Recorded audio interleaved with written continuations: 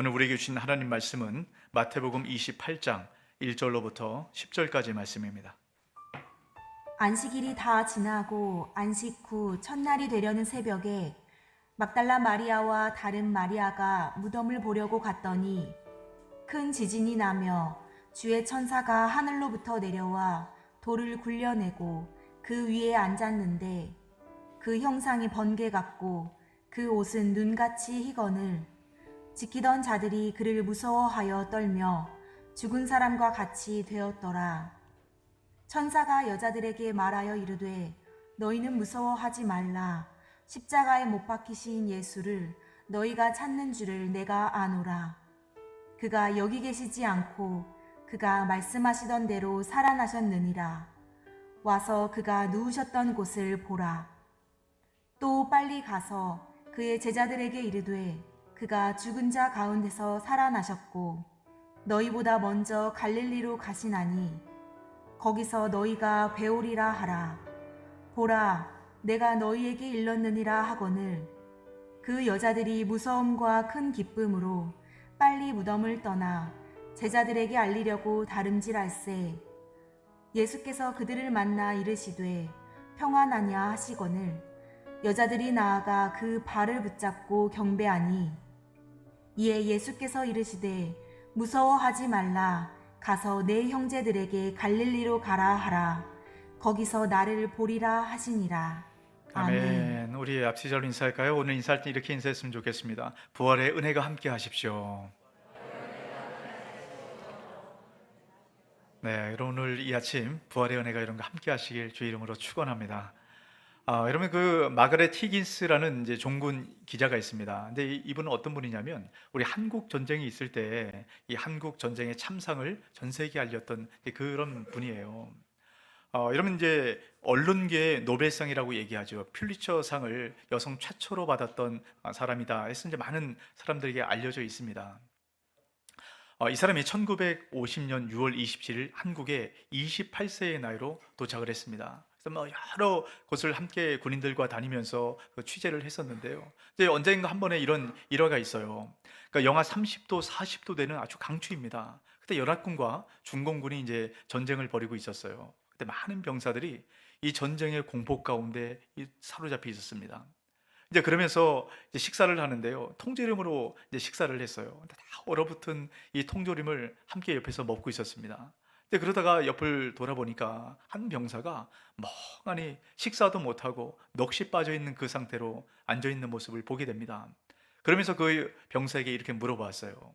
제가 무엇이든지 할 수 있는 그런 존재라면, 다시 말하면 하나님이라면 당신에게 어떤 것이든 들어줄 수 있는데 당신 무엇을 요구하시겠습니까? 이렇게 물어봤습니다. 그리고 병사가 한참 생각을 하더니 이렇게 대답을 했다는 거예요. 저에게 내일을 주십시오. 내일이 없는 거예요. 언제 죽을지 모르는 겁니다. 지금 상황이 바뀔 내일만 있다면 절망하고 좌절하고 고통 가운데 잠겨있지 않겠다, 이 얘기를 하는 겁니다. 근데 여러분 어떠세요? 내일만 있어도 이렇게 희망이 있고 소망이 있는데 우리는 내일뿐만 아니라 영원히 있습니다. 우린 영혼을 가진 존재이기 때문에 지금 당장 문제가 있고 어려움이 있어도 우리는 그것을 소망으로 바꿔낼 수 있습니다. 이것이 예수 그리스도의 부활을 통해서 우리에게 주신 은혜예요. 이게 부활을 믿을 때 이 은혜가 우리 것이 됩니다. 여러분 예수님께서 부활하셨다, 이걸 믿으십니까? 이게 믿어질 때 이 부활의 은혜가 우리 가운데 임하게 되는 것이에요. 근데 이 부활의 은혜를 모르는 두 여인이 오늘 말씀 가운데 등장을 합니다. 예수님 부활했는데 이걸 몰라요. 얼마나 큰 슬픔과 고통 가운데 예수님 묻어 계신 그 무덤에 예수님 시신의 향품을 바르기 위해서 갑니다. 참 큰 슬픔과 절망 가운데 그 길을 가고 있어요. 근데 무덤에 가까이 가니까요, 갑자기 큰 지진이 나는 겁니다. 근데 그러더니 천사가 내려와서 예수님 무덤을 막아놓았던 돌을 옮기는 거예요. 그리고 그 위에 앉아서 이 여인들에게 얘기합니다. 예수님이 여기 계시지 않는다, 다시 살아나셨다. 이 얘기를 듣는 순간 얼마나 기뻤는지 모릅니다. 또 너무너무 두려운 거예요. 그래서 이 소식을 제자들에게 전하기 위해서 뛰어갑니다. 뛰어가다가 부활하신 예수님을 바로 눈앞에서 만나게 돼요. 그러면 이 여인들의 반응이 어떠해야 되겠습니까? 너무 기쁘고 반갑고 막 끌어안고 이렇게 해야 당연한 것 아니겠어요? 근데 오늘 9절 말씀에 보면 이 여인들의 반응이 나옵니다. 예수께서 그들을 만나 이르시되 평안하냐 하시거늘 여자들이 나아가 그 발을 붙잡고 경배하니. 자, 지금 여자들이 뭘 하고 있다고요? 예수님 발을 붙잡고 경배합니다. 여러분, 예수님 발을 붙잡았다는 것은요, 예수님이 유령인가 아닌가 확인하는 거예요. 유령은 발이 없다라고 여겼거든요. 그러니까 예수님 발을 붙잡고 이 유령인가 아닌가 지금 이렇게 확인하고 있습니다. 여인들의 상태가 어떤가 예수님 말씀을 보면 알 수 있는데요. 자, 10절에 이렇게 얘기를 합니다. 이 예수께서 이르시되 무서워하지 말라. 가서 내 형제들에게 갈릴리로 가라 하라. 거기서 나를 보리라 하시니라. 무서워하지 말라. 이 여인들이 얼마나 무서워서 벌벌벌 떨고 있었는지 무서워하지 말라라고 이야기를 합니다. 여러분 생각해 보세요. 이 여인들의 반응이 사실 이렇게 돼서는 안 됩니다. 여러분 그 이유가 있어요. 6절 말씀을 보세요. 그가 여기 계시지 않고 그가 말씀하시던 대로 살아나셨느니라. 와서 그가 누우셨던 곳을 보라. 자, 다시 살아나셨다라고 말씀을 하는데요. 그 앞에 어떤 말이 붙어 있습니까? 그가 말씀하시던 대로. 여러분 예수님께서는 생전에 최소한 3번 이상 내가 죽고 십자가 달려 죽은 이후에 3일 만에 다시 부활할 것이다. 이 말씀을 여러 번 말씀하셨어요. 근데 이 여인들이 지금 이게 믿어지지가 않는 겁니다. 그러니까 믿어지지 않으니까 예수님을 유령이라고 그렇게 생각을 한 거예요. 여인뿐만 그런 게 아닙니다. 제자들도 마찬가지였어요. 만약에 제자들이 이 말씀이 믿어졌다면, 예수님 여러 번 말씀하지 않았습니까? 이게 믿어졌다면 최소한 한 사람 정도는 예수님 부활하실 그 시점에 맞춰서 무덤 앞에 와봐야 되는 것 아닙니까? 한 명도 오지 않았어요. 또 예수님께서 부활하셨다, 이 얘기를 여인들이 그렇게 얘기했는데 아무도 제자들이 믿지 않았습니다. 예수님 부활을 믿지 못했기 때문이에요. 여러분 예수님 부활은 너무너무 중요하지만 이렇게 믿어지지가 않는 겁니다. 여러분 예수님 부활 믿으세요? 이 부활을 여러분 어떻게 믿고 계십니까? 여러분 이 부활을 제자들은 이렇게 생각을 한 겁니다. 예수님 영적으로 부활을 했겠지, 이건 어떤 상징적인 의미가 있겠지, 이렇게 생각을 한 거예요. 실질적으로 육신으로 부활했다, 이것을 전혀 꿈에도 상상하지 못했습니다. 여러분 그래서 복음서나 서신서를 보면 예수님께서 실제로 육신적으로 부활했다, 이것을 강조하기 위해서 많은 증인들과 증거들을 내세웁니다. 여러분 누가복음에 보면 이런 얘기가 있어요. 예수님께서 부활하셔서 제자들 앞에 서십니다. 그럼 제자들이 반가워해야 되잖아요. 제자들이 유령이라고 소리치며 무서워 떱니다. 그 제자들에게 이렇게 말씀을 하세요. 누가복음 24장 39절의 표준 세번역인데요, 같이 한번 읽어볼까요? 내 손과 내 발을 보아라. 바로 나다. 만져보아라. 유령은 살과 뼈가 없지만 너희가 보다시피 나는 살과 뼈가 있다. 뭐라고 얘기합니까? 난 유령이 아니다, 이렇게 얘기를 하시는 거예요. 우리가 아까 9절 말씀을 통해서도 보았던 것처럼 여인들이 예수님 발을 왜 잡습니까? 유령이라고 생각한 겁니다. 육신으로 부활할 수가 없다라고 생각을 한 거예요. 여러분 이것은 이후에도 마찬가지입니다. 예수님 부활하시고 20여 년이 지난 이후에 사도 바울이 고린도에 있는 교회에 편지를 씁니다. 그게 고린도 전서예요. 거기에 보면 예수님 부활했다는 사실을 많은 사람들이 믿지를 못했어요. 그래서 이 부활의 증인들에 대한 명단을 쭉 나열을 합니다. 자, 그것이 고린도전서 15장 5절에서 8절에 나오는데요. 게바에게 보이시고, 게바는 베드로를 이야기합니다. 후에 12 제자에게와 그 후에 500여 형제에게 일시에 보이셨나니 그 중에 지금까지 대다수는 살아있고 어떤 사람은 잠들었으며 그 후에 야고보에게 보이셨으며 그 후에 모든 사도에게와 맨 나중에 만삭되지 못하여 난 자 같은 내게도 보이셨느니라. 좀 고린도 성도들에게 이야기를 합니다.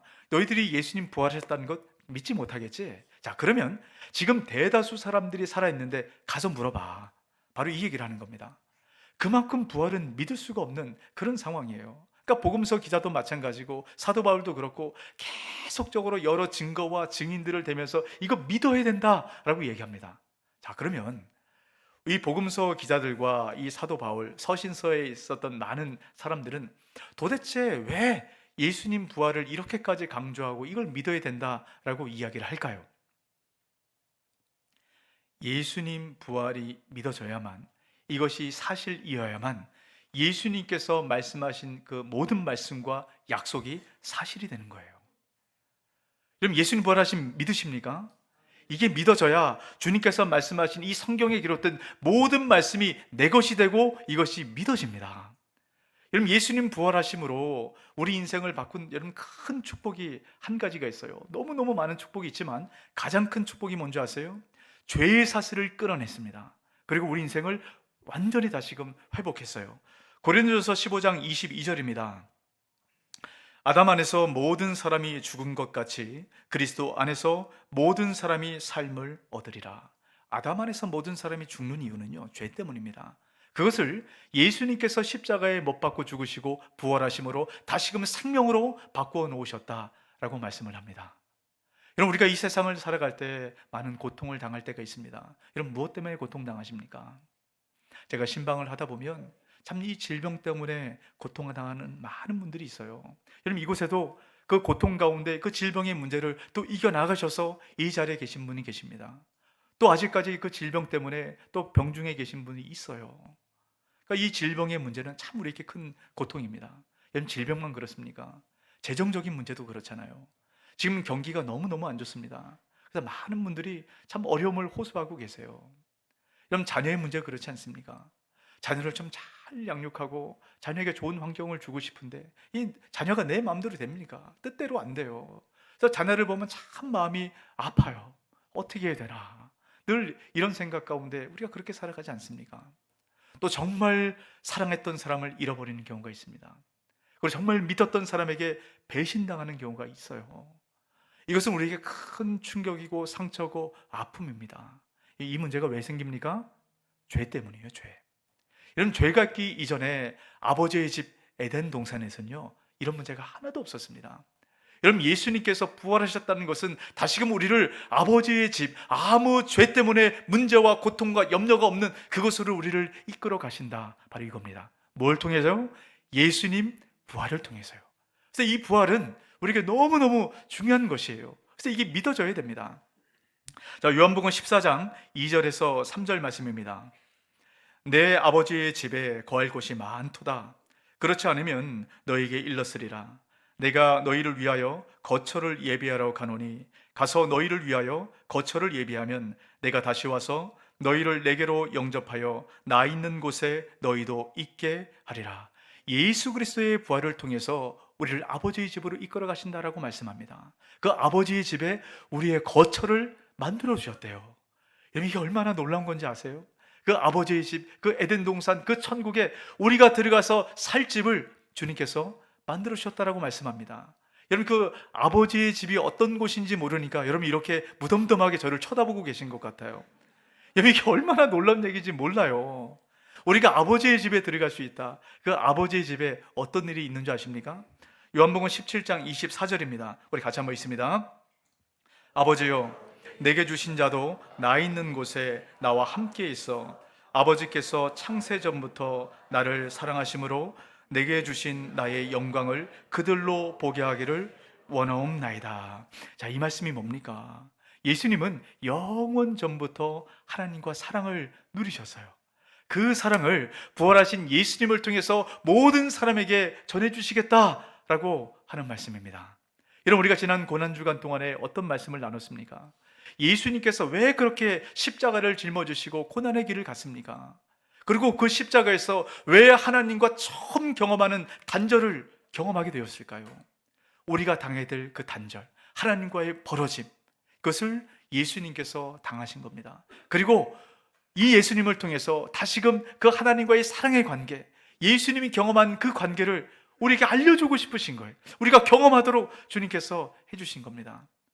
여러분, 이 하나님과의 하나됨, 함께함, 여러분 이것을 예수님 그런 정도가 아니라요, 아주 조금 경험했던 사람이 있습니다.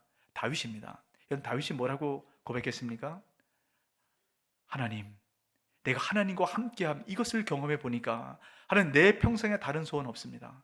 주님과 함께 있는 것, 그것이 내 평생의 가장 큰 소원입니다. 다윗은 왕 아닙니까? 돈, 권력, 명예, 지위, 성공, 질병, 생명, 하나님 다 필요 없습니다. 그냥 하나님 함께하는 것, 이것만이 나의 가장 큰 소망이고 나의 소원입니다. 하나님과 함께함을 조금 맛본 사람의 고백이 바로 이거예요. 근데 예수님을 통해서 뭘 경험한다고요? 예수님께서 하나님과 함께 했을 때 그 사랑의 감각과 그 느낌들을, 그 경험들을, 그 은혜들을 우리가 맛보아 누릴 수 있도록 부활을 통해서 주셨다라는 겁니다. 여러분, 이 부활의 풍성한 은혜가 저와 여러분 삶 가운데 경험되어지시길 주의 이름으로 축복합니다. 저는 여러분 모두가 이 다윗과 같은 그 고백을 했었으면 좋겠어요. 여러분, 그 아버지의 집에 도대체 무엇이 있는가? 자, 그 사랑이 어떤 것인가를 잘 보여주는 말씀이 있는데요. 자, 누가복음 15장 22절 말씀입니다. 이 내 아들은 죽었다가 다시 살아났으며 내가 잃었다가 다시 얻었노라 하니 그들이 즐거워하더라. 자, 지금 뭐라고 얘기합니까? 잃어버렸다가 다시 얻은 아들, 죽었다가 다시 살은 아들. 바로 지금 우리 얘기를 하는 것 아닙니까? 우리가 죄 때문에 이 세상에 죽을 수밖에 없는 존재였어요. 근데 다시 살려서 아버지의 집에 이를 수 있도록 하셨다라는 얘기입니다. 이것은 탕자에 비유된 얘기예요. 우리가 탕자처럼 이 세상에 살아서 그 모든 것들 가운데 고통당하는 삶을 살았지만 다시금 아버지의 집에 이를 수 있도록 하신다라는 겁니다. 여러분, 탕자는 아버지와 함께 살 때 그 아버지의 것을 너무 풍성하게 누리다 보니까 전혀 부족함이 없었습니다. 그러니까 아버지와 함께 살아가는 것이 얼마나 큰 은혜인지 몰랐어요. 근데 먼 나라로 떠나가고 나서 그 모든 것을 다 잃어버린 이후에 돼지 먹이도 먹지 못할 만큼 인생의 바닥을 쳤습니다. 그 모든 것을 잃어버리고 자존심도 잃어버리고 인간 이하의 삶을 살아가면서 드디어 깨달아 알기 시작합니다. 아버지 집으로 돌아가야 되겠다. 내가 다시 일어나서 그 아버지의 집으로 가야 되겠다 결단을 합니다. 아버지 집에 이르렀을 때 아버지가 탕자를 보고 벗은발로 뛰어나와요. 탕자를 끌어안고 탕자의 더러워진 옷을 깨끗한 옷으로 갈아입히고 이 세상에 살다가 상처 입은 그 몸을 깨끗하게 치료해 주십니다. 그리고 그 탕자의 손에 가락지를 끼우고 발에 신을 신겨요. 이것은 잃어버렸던 아들의 지위를 다시금 회복하신다는 거예요. 그리고 탕자를 위해서 큰 잔치를 베풉니다.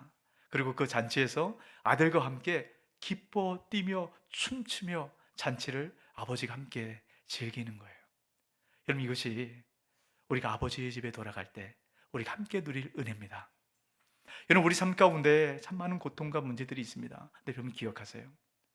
그 문제가 기억나지도 않을 만큼 그 아버지의 집에 그 천국 잔치가 베풀어지는 여러분 그곳에 큰 기쁨과 은혜가 있습니다. 여러분, 그 부활의 소망으로 그 하나님께서 우리를 이루실 그때를 바라보시길 주의 이름으로 축복합니다. 여러분, 우리가 상처받고 고통받을수록 그 기쁨과 감격은 훨씬 더 큽니다. 여러분, 비교할 수가 없어요. 여러분, 조니와 친구들 국제장애인 센터를 설립한 조니 에릭슨 타다라는 인물이 있습니다. 이제 장애인 협회를 세운 사람인데요. 이 여인은 17세가 되었을 때 사지마비를 경험하게 됩니다. 아주 수심이 낮은 바다에 다이빙을 하다가 경추 골절이 됐어요. 그래서 사지마비가 된 겁니다. 여러분, 17세의 나이에 한참 꽃을 피울 그 나이에 사지마비가 됐어요. 인생의 모든 것을 다 포기하고 싶지 않겠습니까? 친구들이 병문안으로 옵니다. 이야기하는 거예요. 너희들이 나를 정말 위한다면 날 죽여라. 죽고 싶은 거예요. 근데 혼자 죽을 수도 없는 것 아닙니까? 사지마비니까 혼자 죽을래야 죽을 수도 없는 거예요. 그 모든 절망 가운데 잡혀 있을 때 많은 사람들이 와서 성경 말씀을 읽어주고 기도를 해줬습니다. 와닿지 않는 거예요. 아무 느낌이 없는 겁니다. 그래서 어느 날 예수님께서 십자가에 못 박혀 달려있는 모습이 묵성이 되는 거예요. 예수님이 손과 발이 못 박혀서 꼼짝 못하는 모습 안에서 자신의 모습을 본 겁니다. 그러면서 회개하고 깨닫기 시작해요. 왜 예수님 그렇게 죽으셨을까? 내가 죽어야 되는 그 자리에 예수님께서 나다신 그 자리에서 꼼짝 못하고 그렇게 죽어가셨구나. 이 사랑이 깨달아지는 순간 이 꽝꽝 얼었던 마음이 녹아내려가기 시작합니다. 그러면서 이제는 이 장애에 머물러 있는 것이 아니라 다시금 일어나서 많은 장애인들을 세워가는 그 일들을 감당하기 시작해요. 이 조니 에릭슨 타다가 뭐 여러 가지 일화가 있는데요. 그 중에 한 일화 가운데 이런 게 있어요. 어느 날 휠체어를 타고 집회를 참석했습니다. 그 집회를 참석해서 이렇게 앉아 있는데 강사가 모든 사람들에게 무릎을 꿇고 바닥에 앉으라라고 이야기를 하는 거예요. 근데 이 조니만큼은 움직일 수가 없잖아요. 그러니까 다른 사람들은 다 바닥에 있는데 혼자 의자에 이렇게 앉아서 사람들을 보고 있습니다. 여러분 그때 참 어떤 마음이 들까요? 야, 왜 나만 이럴까? 이런 마음 들지 않겠습니까? 근데 그때 그 순간 조니의 눈앞에 천국에 있는 자기의 모습이 펼쳐지기 시작합니다. 야, 천국에서 내가 정말 기뻐 뛰며 춤추며 하나님을 예배할 그 모습이 막 그려지기 시작하는 거예요. 그러면서 자기의 심정을 이렇게 글로 썼습니다. 어린 양의 혼인잔치에 초대받기 전에 내 부활한 다리로 가장 먼저 감사의 무릎을 꿇을 생각이다. 생각만 해도 영광스럽다. 예수님의 발치에 조용히 무릎을 꿇으리라. 이 마음이 느껴지세요? 지금은 그렇게 못하지만 그 주님 앞에 가서 그렇게 무릎을 꿇고 예배할, 그 함께 뛰며 춤출 생각을 하니까 너무 기쁨과 감격 가운데 눈물이 흐르는 겁니다. 자기 인생이 철학에서가 아니고요, 그때가 기대가 되는 것이에요. 이런 우리 인생도 마찬가지입니다. 이런 어떤 삶 가운데 있습니까? 우린 절대로 이렇게 끝나지 않아요. 그러면 사도 바울이 고린도 전서를 통해서 이런 얘기를 합니다. 만약에 우리의 삶이 이 세상이 끝이라면 예수 믿고 살아가는 사람들은 이 세상의 어떤 사람보다 가장 불쌍한 사람이다 라고 얘기합니다. 맞는 것 같아요. 이 세상의 삶이 끝이라면, 이 세상의 삶이 끝이라면 이 세상을 즐기지도 않고 그냥 주님 따라서 그냥 희생하고 섬기고 내 많은 것 포기하는 삶, 이렇게 불쌍한 사람이 세상에 어디 있겠습니까? 하지만 이 세상의 삶이 끝이 아니라면 이만큼 행복한 삶이 어디 있겠어요? 이 세상 이후에 주님께서 그 아버지의 집에서 우리 그 모든 것들을 다 해결하시고 우리의 불안과 두려움과 염려와 외로움과 슬픔, 이것을 다 기쁨으로 바꿔가시는 그 아버지의 집에 거할 이 사람들이 얼마나 복된 사람들입니까? 그래서 예수 그리스도의 부활에 참여한 사람만이 그런 이 기쁨과 감격을 누릴 수 있습니다. 오늘 그 부활의 아침, 주님께서 우리 가운데 열어놓으신 그 풍성한 은혜 가운데 참여하는 저와 여러분 되시길 주의 이름으로 축복합니다. 이게 우리의 특권이고 우리의 은혜예요. 근데 여러분 더 놀라운 게 있어요. 여러분 지금까지도 놀라운데 뭘 더 놀라운 걸 얘기할까? 여러분 더 놀라운 게 있어요. 자, 여러분 고린도전서 15장 56절 57절 말씀인데요. 사망이 쏘는 것은 죄요, 죄의 권능은 율법이라. 우리 주 예수 그리스도로 말미암아 우리에게 승리를 주시는 하나님께 감사하노니. 지금 사도 바울이 고린도전서 15장은 부활장에 대한 이야기입니다. 앞으로 있을, 미래에 있을 부활에 대한 이야기를 쭉 이야기하다가 지금 바로 이 말씀에서는 미래의 얘기가 아니라 바로 오늘, 바로 이 시간 우리 가운데 임할 것이 무엇인가, 바로 그 얘기를 합니다. 그게 뭐라고 얘기하냐고요? 우리 주 예수 그리스도로 말미암아 우리에게 지금 오늘 바로 이 시간 승리를 주시는 하나님께 감사하노니. 이게 뭡니까? 부활하신 예수 그리스도를 믿는 바로 이 시간, 이 순간부터 우리 삶 가운데는 부활의 은혜가 시작이 됐다는 거예요. 아버지의 집을 향한 우리 발걸음이 시작됐다는 겁니다. 지금 우리 삶 가운데 문제가 있고 염려가 있고 그 모든 것이 다 틀어진 것처럼 보인다 할지라도요, 그렇게 끝나지 않아요. 우리는 그 아버지의 집을 향해서 가장 완전한, 가장 확실한 그 평안의 길로 걸어가고 있는 중입니다. 그래서 우리는 절대로 좌절하고 절대로 절망하지 않습니다. 부활 안에 거한 자의 특권이에요. 저는 이 부활의 아침, 주님께서 우리에게 주신 이 부활의 놀라운 은혜와 소망이 여러분 심령 가운데 심겨지게 되시고, 여러분 이것이 머리가 아니라 여러분 가슴으로, 삶으로 경험되어지시길 주의 이름으로 축복합니다. 아멘. 이 말씀을 기억하시고 우리 함께 찬양하고 기도하겠습니다.